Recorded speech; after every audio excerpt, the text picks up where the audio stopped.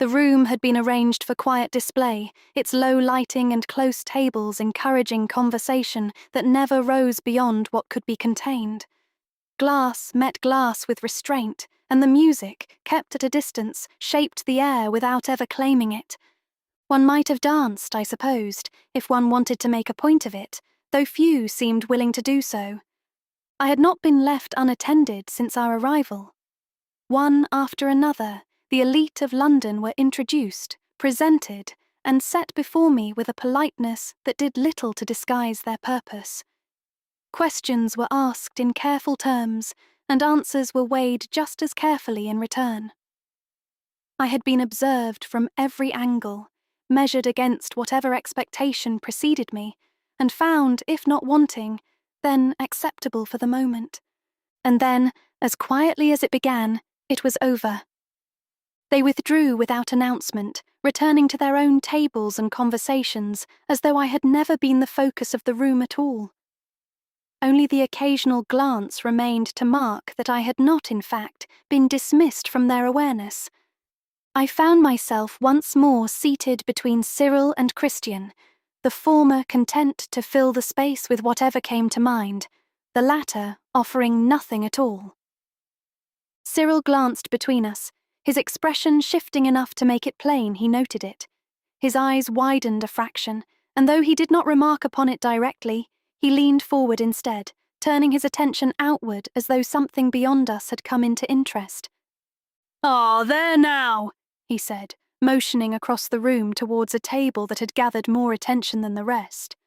"You see him there?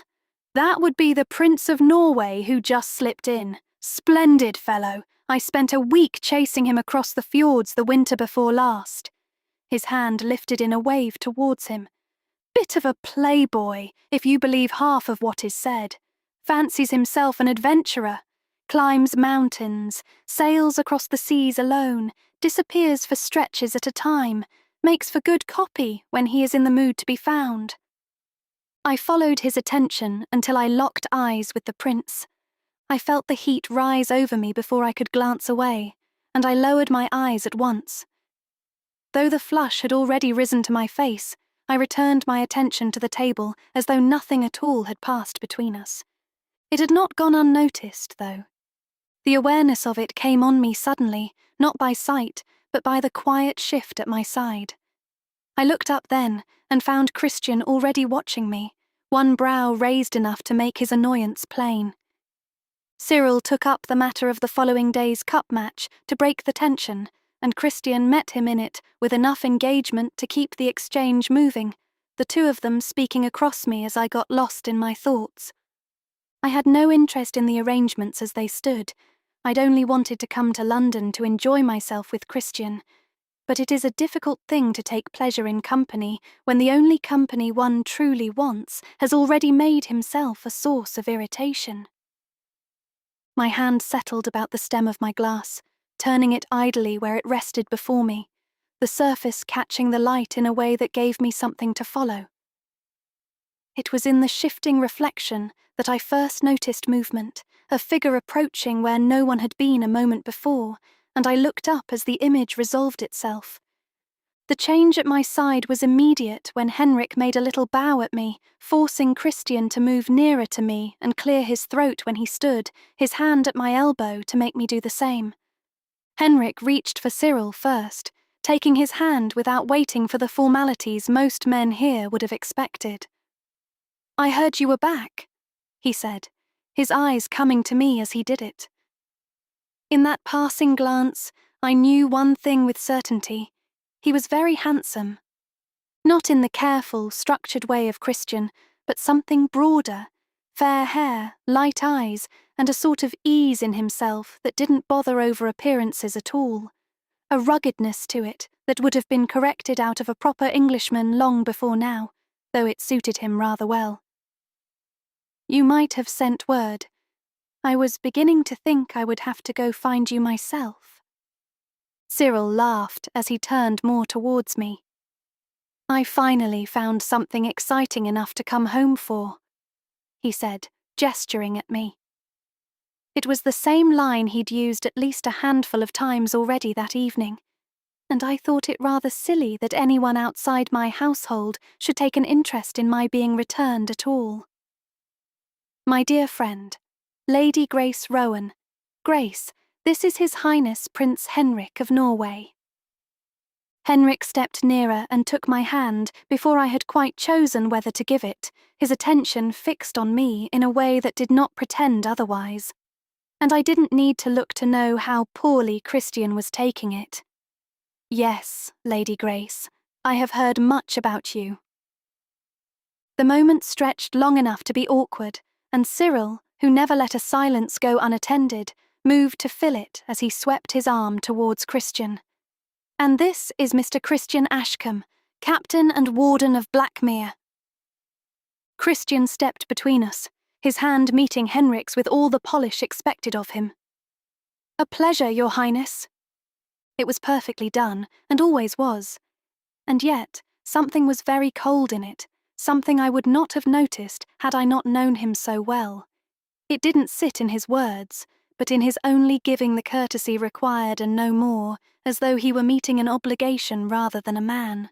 I ought not to have found it amusing, and yet I did that Christian should be made to observe every nicety with such care when I knew well enough how little he thought of those who did not belong to his world. I knew Henrik noticed the slight withholding Christian didn't bother to hide. It showed plainly enough in Henrik's expression, not offence so much as interest in why Christian behaved that way. I suspected he might have left after the introductions, had Christian been the least bit warmer in his welcome. Instead, I found myself the answer to his poor manners. Lady Grace, might I have the honour of a dance? Henrik asked, more to Christian than to me. I would have answered no, had Christian not spoken first, and with a civility that did nothing to hide the claim beneath it. Your Highness is most kind. House Blackmere would be honoured if you would care to entertain our Lady Grace for a time. Christian left no room for refusal or for me to alter it, as though he meant to show he was unconcerned while daring me to accept Henrik's attention. Henrik didn't ask out of interest alone, and Christian didn't approve it out of courtesy. I knew Henrik meant to answer the slight by using me, while Christian allowed it to prove it made no difference to him, leaving me with no actual choice at all. I would not spare him for it. If he was determined to offer me up to another man as though I were his to trade, then he could sit and watch how far I meant to carry it. So as Henrik took my hand, I looked at Christian and smiled. If it pleases Mr. Ashcombe, I am certain I shall enjoy every moment. It didn't go unnoticed either.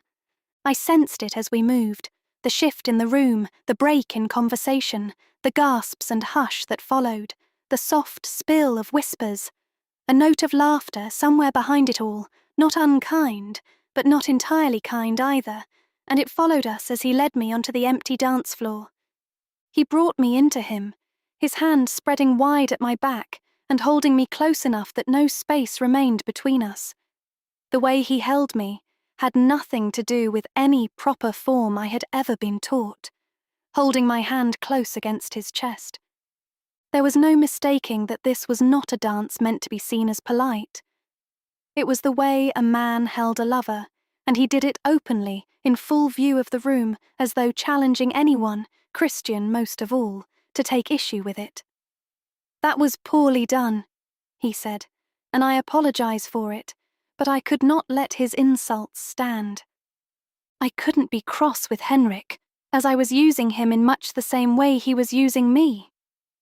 We'd both made our point at Christian's expense with this far too intimate display, so I saw no reason to carry that revenge beyond the moment itself. I am sorry for that, I said. He is rather protective, given what happened to me and being the master of my house now. No one has ever thought to challenge him on his authority over me before, I think. He didn't trouble himself further with it, whether satisfied by my answer or simply unwilling to concern himself with Christian at all. I read Cyril's article about your experience overseas, he said. I must admit, I am in awe of your fortitude. He gave a small shrug, one finger lifting from mine to gesture at me. I think you must have some Viking blood in you to withstand such enemies for so long." I nodded, a small laugh escaping me that he would guess it so. "Indeed, I do," I said. "I am a descendant of William the Conqueror on my mother's side, and cousin to King Edward himself on my father's." The effect was immediate, the faint widening of his eyes. I understood whatever interest he had taken in the moment before had been nothing more than a passing challenge to Christian. But this was something else now. He saw the bloodlines, my position in the line of succession, the use of me beyond the room we stood in, and I knew well enough what that made me to a man like him. "Well," he said, as the realization that I'd be an appropriate mother for his heirs settled in him, "then I ought to take rather more interest in seeing you returned where you belong, should I not?" I wished the moment would end, not from the dance itself, but from the lack of any clean way to step out of it without either encouraging him or giving offense. It wasn't a situation I'd been taught to navigate, and I felt that lack of education now more keenly than I cared to admit, finding myself wishing, however reluctantly, that Christian might step in and bring it to a close. The music ended, but another song began in its wake, and Henrik didn't let go. "I am sure your guardian can spare you a few more minutes." "Of course," I said, and smiled as I must through the racing of my heart, though I was quite terrified, and found myself pressed into a corner I had no notion how to leave with any grace at all. I didn't look towards Christian. It was not his reaction I feared, but the certainty that he would read mine if I did, and he would know at once how little I understood of this, how it came upon me without preparation, and how poorly I was managing it. He would act, and I would not have him do so. Not here, not where it would make a spectacle of us both. "What is Mr. Ashcombe's place in your life?" Henrik asked after a moment. "At Blackmere, I mean. Are you engaged? I see no ring on your finger, but he seems quite bothered about my holding you this way." For a moment, I found I had no straightforward answer for him, none but the truth of it. "No, we are not engaged," I admitted. There'd been no formal ask, no ring, no date set, and that absence sat with me uneasily, for Christian wasn't a man who left such things unattended, nor one to move without design. That he made no definite plans troubled me, though I had no time to examine it now, and less inclination to give voice to it here. Nor would I speak of Christian so freely in any case. I knew him well enough to understand how angry that would make him. "I am the sole heiress of the Blackmere estate," I said, "and my grandfather put Christian in place to manage it for me. The Ashcombes have served as our stewards for many centuries, and I suppose it was the natural conclusion for Lord Blackmere to do so." He studied me more closely then, the effortless charm giving way to something more considered, his brow drawing in as though he didn't much care for what I said. There was a brief pause, a quiet sound of thought from him before he spoke. "I do not think that sounds fair at all," he said. "An heiress with no say over her own lands." He gave a shrug, as though the matter were simple enough to remedy if I only did things his way. "With a different man at your side, you might find you had rather more authority than you could imagine. In our world, a suitable match was not easily found, not with the expectations set upon it, and I could hardly fault him for putting the thought forward as he had. Yet I was in no condition to answer him, not prepared for it, nor willing to be drawn further into it than I already had been. So I did, as I had done in Hearthwick, when a man went too far and crossed a boundary I was not prepared to answer. I gave him no answer at all. "Thank you," I said. "I suppose that is something to consider." The music came to its end at last, and when Henrik's hand left my back, I felt the relief of it at once. "I hope you will," he said.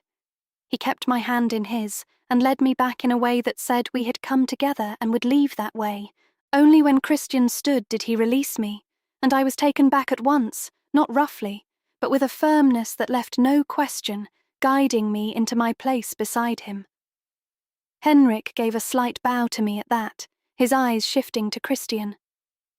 "Thank you, Mr. Ashcombe. I shall look forward to the next time."